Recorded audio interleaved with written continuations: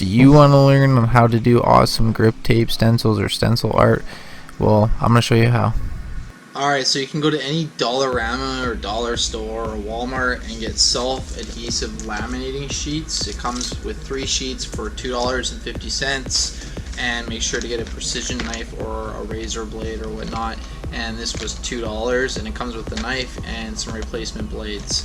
So you can go pick those up, and that's what you need to do some stencils. You could also use cardboard or any type of hard type of paper or whatnot, but I prefer laminate sheets because you can actually wash them and reuse them over and over again. Right, so when you get this self-laminating package, so basically you can open up the bottom here. I'll show you guys what I do. And you take one of the self-laminating, we're going to do a single layer stencil. And what you're going to do is there's 2 sides. There's the sticky side and the hard side. And what you're going to do is rip like so. And you're going to be using the hard side. So what you're going to do now with the hard side is take a black marker and draw whatever design or whatever you want to cut out to do a stencil for spray painting on your skateboard, grip tape, or on paper, or a wall, or anything that you have and want to do it on. Alright, just to show you guys an example here, I'm going to be drawing a gecko. That's right, a single layer gecko lizard stencil for grip tape or for artwork or whatever you want to call it.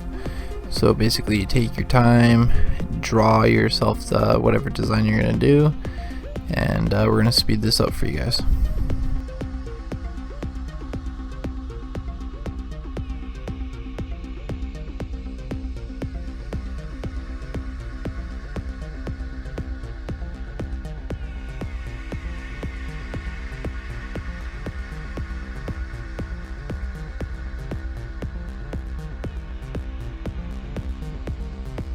Alright, you're going to need a cutting board for the next step and your razor blade. So after your gecko is all done, or whatever your design you're going to be doing, make sure to lay it down. If you don't care about your surface, then you don't need a cutting board, but I recommend using one or your parents are going to kill you. So anyways, now you're going to basically take your time and cut the lizard out, or gecko, or whatever design you decide to choose. Yeah, just put a lot of pressure and take your time doing it.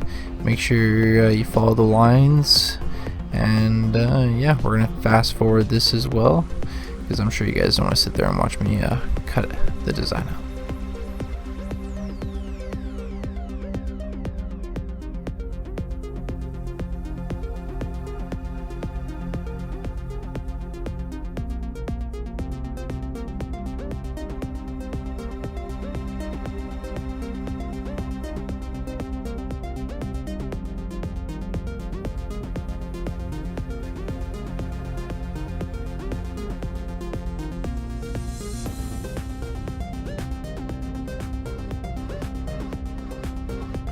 Alright, there we go, all finished and cut out. So yeah, now that it's all cut out, we can go outside and spray it up. Alright, so you can spray any colors. The first color I'm going to spray is black. Mind you, it is raining out and it's cold, so the paint isn't really going to stick and dry as well as it should. Alright, now that the black is all dried up, I basically shift it over to the side a little bit, and we're going to be using a lime green next to spray the actual lizard, the green color. Alright, it's not dry, but it is raining and I am rushing it, so let's just take a look and see how it turned out. Not too bad, not too bad.